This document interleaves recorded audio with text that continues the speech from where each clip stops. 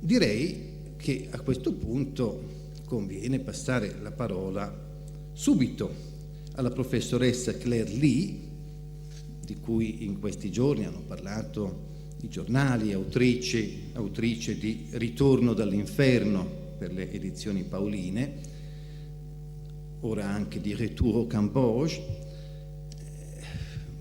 Nel leggere diverse cose sul suo conto, io sono rimasto colpito in particolare da due aspetti della sua esperienza. Si è convertita al cristianesimo, al cattolicesimo, litigando con Dio, e questo mi sembra terribilmente bello, perché io mi sono un po' stufato dei buoni sentimenti, mi sono un po' stufato della gente che si converte piangendo. No, bisogna prendere il Padre Eterno quattro occhi, litigare sul serio come succede tra persone che si vogliono bene, e poi magari gli occhi si aprono. La seconda cosa sono le morti dimenticate. È un altro grande tema che si lega all'esperienza del movimento per la vita. Ci sono i morti invisibili, c'è l'eclissi della bellezza, la bellezza che non si vede e che è misconosciuta. Ecco allora che occorrono testimoni capaci di aprirci gli occhi. Proprio un Papa bresciano, Paolo VI, ha detto che questo è il secolo non dei profeti ma dei testimoni. Oggi ne abbiamo tanti, ringraziamo il cielo e cediamo subito la parola alla professoressa Claire Lee.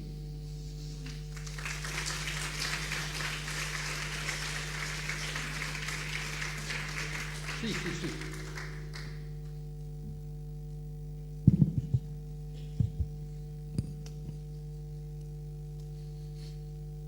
Bonjour à tout le monde.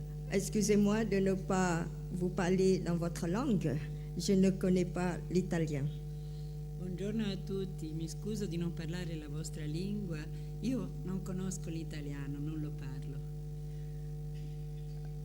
Dans un espace de 20 minutes, je vais donc vous parler de ce drame qui s'est passé dans un tout pays du sud-est asiatique, le Cambodge. Dunque vi parlerò di questo dramma che è accaduto nel sud-est, in tutta la Cambogia, nel sud-est asiatico. Et c'est à travers ce drame que moi, d'origine bouddhiste, j'ai fait le chemin vers le Dieu de Jésus-Christ. Ed è in questo dramma che io ho fatto il mio cammino, in questo dramma che ho vissuto, che ho fatto il cammino verso Gesù Cristo. D'abord, le génocide Khmer. Quand je dis Khmer, c'est un mot cambodgien qui veut dire tout simplement cambodgien. Et on parle des Khmers rouges, ça veut dire des Cambodgiens rouges, tout simplement. Je voudrais préciser cela avant d'aller plus loin. Occorre precisare prima di procedere oltre che i Khmer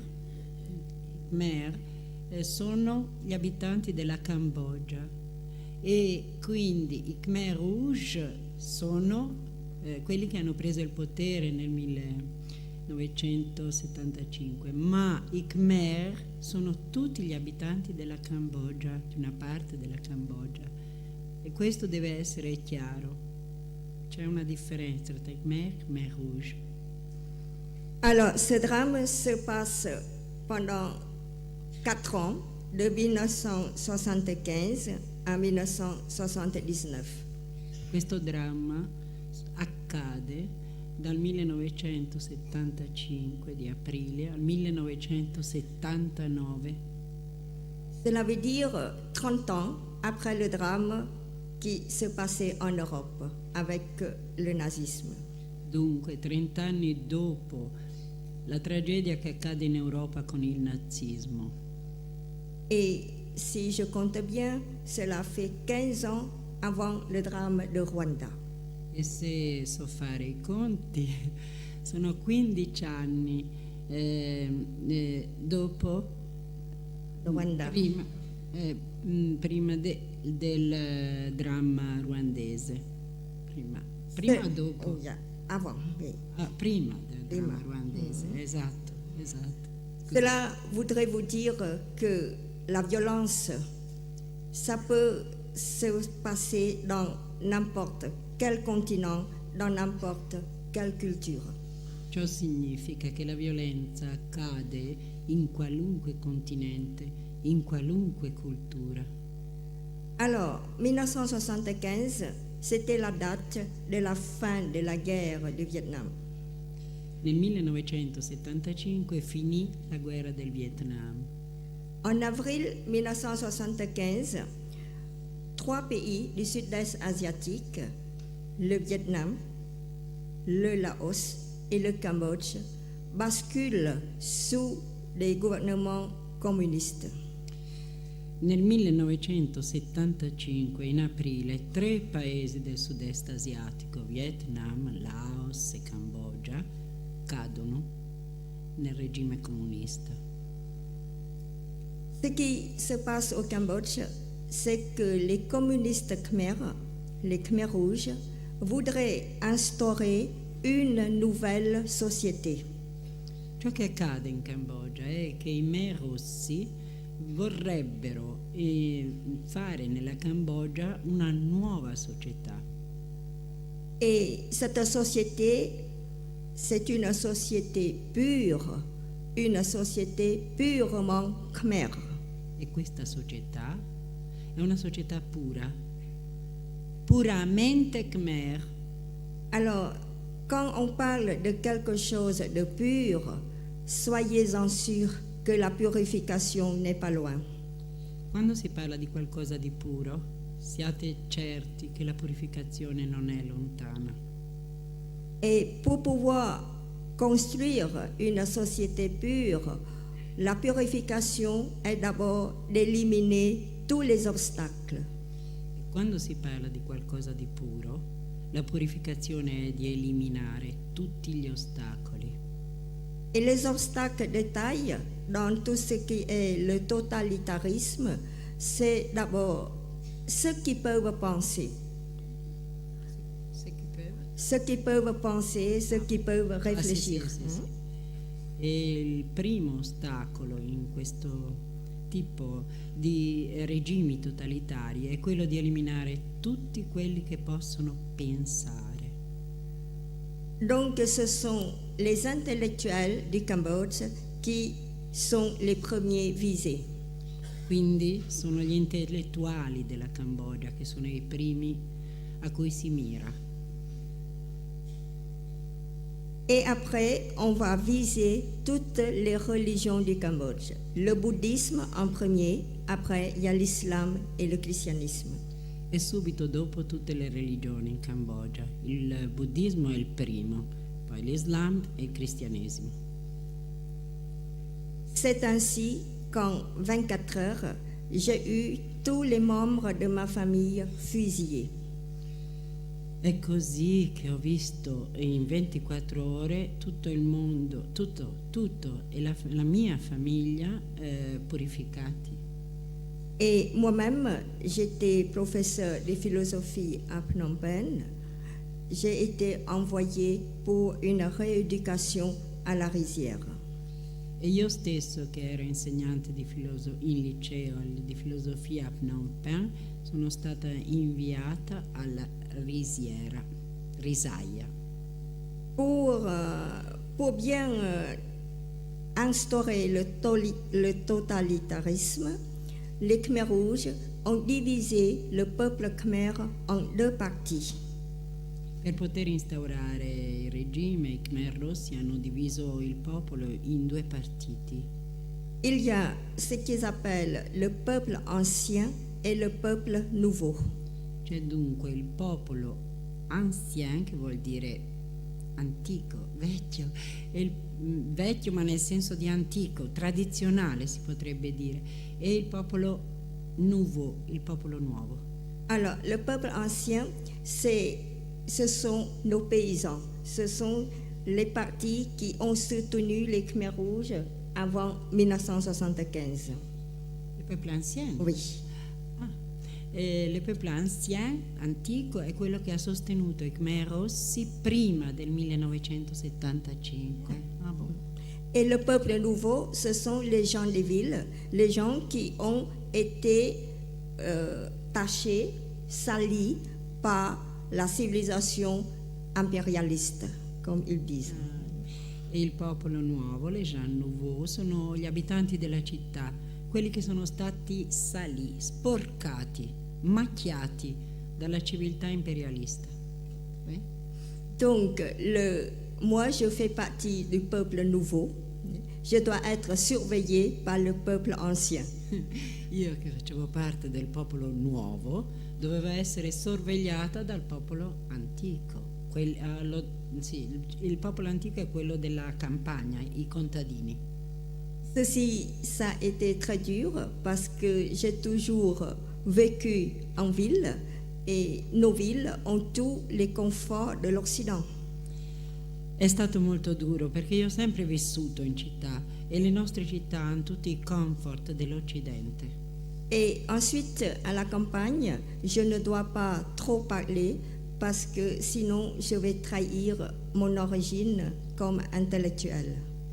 E anche mentre ero in campagna non potevo parlare troppo perché altrimenti avrei tradito la mia origine cittadina.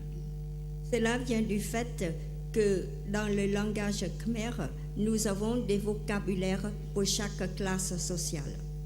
Ciò deriva dal fatto che nel vocabolario Khmer, a seconda della classe sociale, c'è uno diverso il modo di parlare, il linguaggio. Née et grandie dans la classe bourgeoise, je ne connaissais pas tous les mots des paysans. Siccome è nata e cresciuta nella classe borghese, non conosceva le parole, non tutte almeno, le parole dei contadini.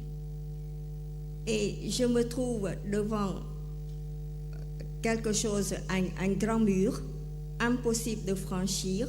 Ce mur est tout simplement la croyance traditionnelle du bouddhisme dans le Karma. E mi trovo così davanti a un muro che non riesco a superare, e esattamente questo muro è la credenza nel buddismo, il karma. Dans la croyance du Karma, on pense que ce qui nous arrive aujourd'hui, c'est le résultat des actes que nous avons posés avant. Il karma, la credenza nel karma, è il credere che ciò che ci capita oggi deriva dagli atti che sono stati fatti precedentemente. Un po' meglio. Et je ne pouvais pas admettre que mon mari, mon père et mes frères ont été fusillés parce qu'ils le méritaient. E io non ho potuto accettare, per questo la barriera, non ho potuto accettare che mio marito, i miei fratelli, mio padre siano stati fucilati perché? Frères, Sì? deux frères, Deux frères, Oui, votre mari, mari et mon votre père. père, ils ont été fusillés. Pourquoi? parce qu'ils ont fait des actes avant qui méritaient d'être fusillés. Ecco. Non poteva giustificare questa morte, non poteva spiegarsi che fossero morti perché avevano fatto degli atti precedenti che facevano loro meritare questa morte. Ok? Sì. Donc, je suis entrée dans des sentiments très mauvais dans le bouddhisme qu'on appelle la haine et la colère. Quindi sono entrata con dei sentimenti che sono orribili nel buddismo, con l'odio e la colère. collera. Alors, dans ces sentiments mauvais, ça entraîne la révolte. Et selon la tradition bouddhique, quand on a des sentiments mauvais, il faut qu'on construise ce qu'on appelle un objet mental. Bene. Allora, è entrata con questa collera nel buddismo, ma quando si entra, e con la rivolta, no, tutto questo, la collera e l'odio provocavano la rivolta, ma quando si ha la rivolta nel buddismo occorre projettare un objet mentale, L'objet mental, oui. un oggetto mentale Pour pour ne pas tomber dans la folie. Quand, per non cadere nella follia oui, en Occident, proiettale. nous pouvons dire c'est un bouc émissaire. Ecco, sarebbe un capro espiatorio. Cercare un capro espiatorio mentale. Un exemple, quand vous êtes en colère, vous allez donner un coup de pied à la porte pour vous soulager. C'est cela. Per esempio, quando siete arrabbiati, adirati, voi date un calcio alla porta per cercare un conforto, per scaricare. Donc, j'ai construit un objet mental et je lui ai donné le nom de Dieu des Occidentaux. Dunque, io ho costruito questo e ho dato a questo capro espiatorio il nome del Dio degli occidentali. Et pourquoi le Dieu des Occidentaux? Parce que l'Occident était coupable à ce moment-là, à mes yeux. E perché il Dio degli occidentali? Perché in quel momento, a quell'epoca, in quei momenti, il Dio degli occidentali era per me colpevole. Vous le savez comme moi que la guerre du Vietnam, ce n'est pas la guerre qui est née dans le continent asiatique, mais c'est une guerre qui est terminée d'ailleurs. Voi sapete che la guerra in Vietnam non è dovuta al continente asiatico, ma è una guerra che è venuta da fuori. Et l'idéologie des communistes, des Khmers rouges, le marxisme n'est pas né dans la civilisation asiatique, mais que, le vouliez ou non, le marxisme est né dans la civilisation judéo-chrétienne. E il marxismo non viene dalla civilizzazione asiatica, ma che lo si voglia o no, è nato in Europa, nella civiltà occidentale. Donc, le Dieu des Occidentaux est un coupable idéal. Dunque, il Dio degli occidentali è un colpevole ideale. Et je passais mon temps à l'insulter. E passavo il mio tempo a insultarlo. Et la particularité, c'est que c'est à travers la haine et la colère que je suis arrivée à ce Dieu que vous appelez le Dieu d'amour. Ed è attraverso la collera e l'odio che sono arrivata a questo Dio che voi chiamate il Dio d'amore. Ce qui s'est passé, c'est que ce Dieu est mon seul interlocuteur dans le camp des Khmers rouges. Ciò che accadeva è che questo Dio era il solo interlocutore nel campo dei Khmer Rouge. Il devient comme un bâton pour un estropié. Je ne peux plus marcher sans m'appuyer sur lui.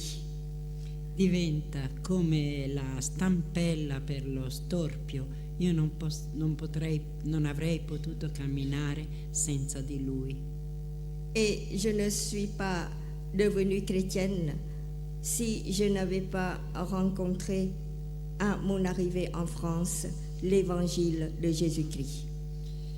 E non avrei potuto diventare qualcuno se non avessi incontrato al mio arrivo in Francia il Signore Gesù Cristo. L'évangile de Jésus. Vangelo, scusa, pardon. L'évangile de Jésus-Christ, c'est la deuxième rencontre importante sur ma voie spirituelle. Il Vangelo di Gesù Cristo è il secondo incontro importante sulla mia via del Vangelo. La vie de Jésus de Nazareth, Ho sbagliato. Nella mia vita, non sulla via del Vangelo, nella mia vita, scusa. la vie de Jésus de Nazareth me donne les mots pour parler de l'expérience avec le Dieu des Occidentaux. Il Vangelo di Gesù Cristo mi dà il modo di parlare dell'esperienza Pour parler de l'expérience avec le Dieu des Occidentaux. La mia esperienza con il Dio degli occidentali. Et la troisième rencontre, c'est qui m'a amené au baptême. Il terzo incontro che mi ha portato al battesimo. J'appelle que c'est la rencontre eucharistique. Io la chiamo l'incontro eucaristico.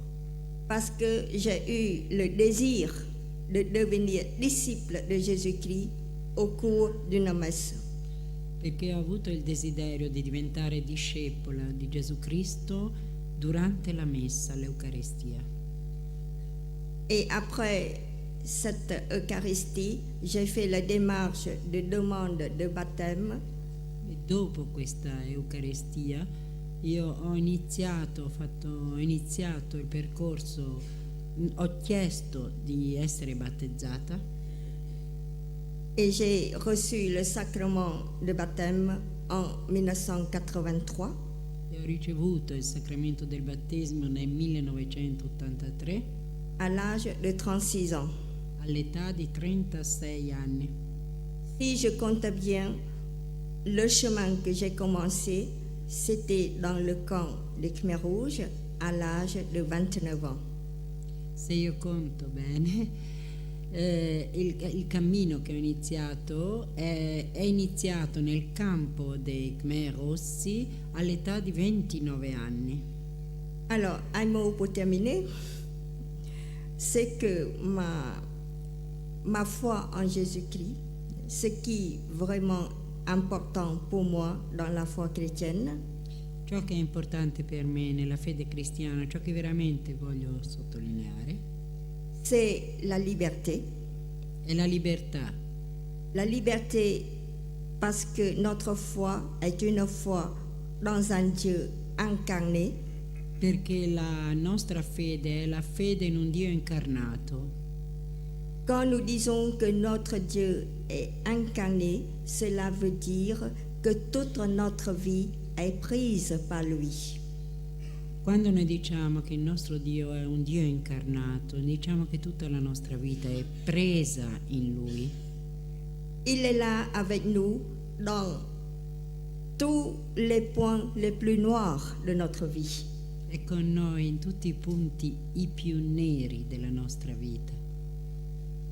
Bien sûr qu'après ce drame, que j'ai une blessure en moi. Certamente, dopo questa tragedia, avevo una ferita dentro di me. Mais je pense que cette blessure est portée aussi dans le cœur de mon Dieu.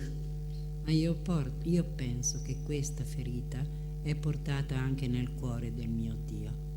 Vous regardez l'évangile quand le ressuscité est apparu à Thomas. Voi leggete e guardate il Vangelo quando il Signore risorto è apparso a Tommaso. Nous voyons que le ressuscité est marqué par les blessures. Noi vediamo che il Signore è segnato dalle ferite. Mais pourtant, il y a une vie dans le ressuscité. Ma c'è una vita nel risuscitato. Cela me permet de faire la liaison avec ce que la psychologie actuelle appelle la résilience. E ciò mi permette di fare un parallelo con ciò che la psicologia attuale appella Résilience. Residenza. Résilience. Alors, la résilience dans la psychologie, ça concerne les personnes qui ont des traumatismes profonds et qui peuvent rebondir. Revandir. Résilience. Fais voir comment tu écris. Resilience. Riesilio. Sarebbe la psicologia attuale, sarebbe una cura che viene fatta per chi ha sofferto questi drammi. Resilience vuol dire ritorno dall'esilio. No, rimozione. Rimozione vuol dire che tu ricostruisci ciò che hai perso nell'esilio. Rimozione. Oui, ça veut dire rebondir. Vuol dire superare. Repartir. Ecco, come sa, vuol dire ricominciare da capo. Rimozione, va benissimo, grazie. Voilà, donc merci, mais même si nous arrivons à nous en sortir, n'oublions pas que beaucoup de personnes ont été écrasées par des drames tels que le génocide. Sì, grazie, ma anche se noi siamo riusciti a uscirne, non possiamo dimenticare di tutte le persone che non sono riuscite, sono state schiacciate. Merci, grazie. Grazie.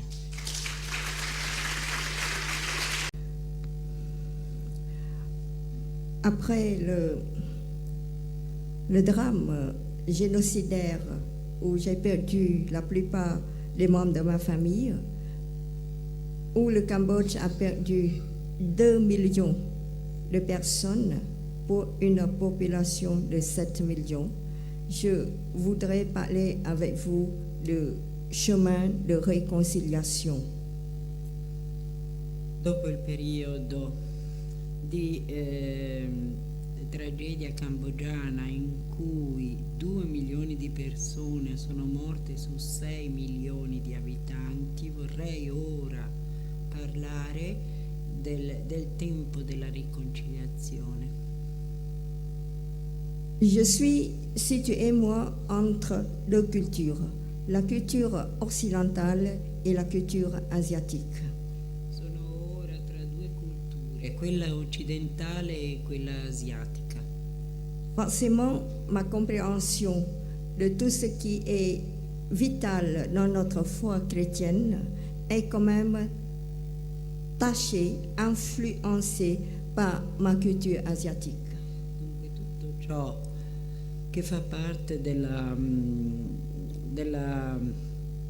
credo occidentale, insomma del cristianesimo, è secondo lei toccato, ha usato la parola macchiato, dalla sua educazione asiatica, cioè c'è l'educazione che lei ha ricevuto nel suo nuovo credo.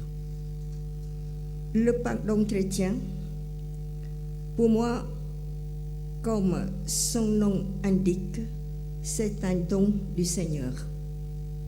E il perdono cristiano è un dono del Signore. Dans les génocides, l'homme a été blessé, bafoué. Nel genocidio l'uomo è stato ferito, ridicolizzato, preso in giro, imbrogliato. La blessure est profonde et cette blessure blesse le cœur de Dieu. La ferita è molto profonda. Questa ferita ferisce il cuore di Dio. Et le pardon de cette violence relève de la volonté de Dieu. Il perdono di questa violenza nasce cioè appoggia sul perdono di Dio. Si je regarde la vie de Jésus-Christ, Se io guardo la vita di Gesù Cristo, je vois que sur la croix, Jésus de Nazareth n'a pas dit « je les pardonne », mais « Père, pardonne-leur ». io vedo che sulla croce Gesù Cristo non ha detto io li perdono, ma ha detto Padre, perdona loro. Sur la trace de Jésus, qui est mon Seigneur, je retourne vers le Père pour offrir tous les auteurs de génocide. Appoggiandomi a Cristo e ispirandomi a Lui, su questa frase, io riporto tutti i colpevoli del genocidio al Signore, a Dio. Oui, c'est très bien de dire cela, mais qu'est-ce qui me reste à moi en tant que femme? Sì, questo va bene, ma che cosa resta a me in quanto donna? Je crois que ce qui reste à nous en tant qu'hommes et femmes, c'est un chemin. Io vedo che ciò che resta a noi, sia uomini che donne, è un cammino, una strada. C'est un chemin de mémoire, un chemin de deuil. È un cammino di ricordo, un cammino di lutto. C'est de notre responsabilité d'analyser les causes des génocides. È nostra responsabilità cercare le cause del genocidio Et d'essayer de comprendre pourquoi une telle chose est possible.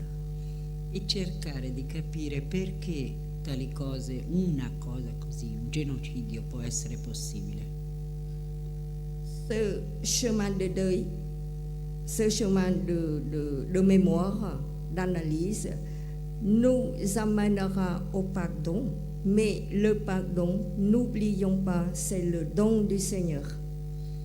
Allora, questo cammino di analisi, di lutto, di ricerca ci condurrà al perdono, ma non dimentichiamo, il perdono è dono del Signore. Je vais aller dans la réflexion d'un philosophe français qui s'appelle Paul Ricoeur. Si rifà, cita un filosofo francese che si chiama Paul Ricoeur, qui dit que le pardon est comme la poésie de la vie. che dice che il perdono è come la poesia della vita. Et tout ce qui est poésie, c'est comme la beauté. E tutto ciò che è poesia è come la bellezza. Elle est gratuite. È gratuita. Elle est donnée d'emblée par le cœur de Dieu. È donata interamente, di colpo, dal cuore di Dio. Elle n'a pas de condition ni d'utilité immédiate. Non ha altre condizioni se non l'utilità immediata. C'est cela le chemin de pardon. Nous devons d'abord faire le chemin de mémoire, le chemin de deuil. Et le pardon, c'est une grâce. Su questo domando, bisogna fare prima il cammino di memoria, di ricordo, scusate, il cammino del ricordo, il cammino del lutto e anche del dolore, e poi arriviamo al perdono, al cammino, giungiamo al perdono. Le pardon est une grâce donnée. E il perdono è una grazia data. En ce qui concerne le peuple khmer, le génocide est né dans une culture donnée. Per quanto riguarda il popolo Khmer, il genocidio è giunto in un popolo già Donnée. con una cultura già data. C'est la culture bouddhiste. È la cultura buddista. Et le médicament, si vous voulez, pour guérir ce peuple, doit être trouvé dans sa culture. E la cura per guarire da questa sofferenza deve essere trovata nella stessa cultura Khmer, nel buddismo. Sì, sì. Et doit être trouvé dans la culture khmer qui est le bouddhisme. Nous, les chrétiens, nous avons le devoir d'accompagner ce peuple, mais nous ne pouvons pas faire des choses à sa place. Noi cristiani abbiamo il dovere di accompagnare questo popolo, ma non possiamo fare questo al posto del popolo stesso. Il appartient donc au peuple khmer de faire le travail de mémoire et de deuil et de trouver le chemin de la réconciliation. È al popolo Khmer trovare il cammino della memoria, del lutto e della riconciliazione, facendo appunto questo cammino. Appartiene al popolo Khmer. Et je confie ce peuple à la miséricorde de Dieu, de Jésus-Christ. E io affido questo popolo alla misericordia di Dio, di Gesù Cristo.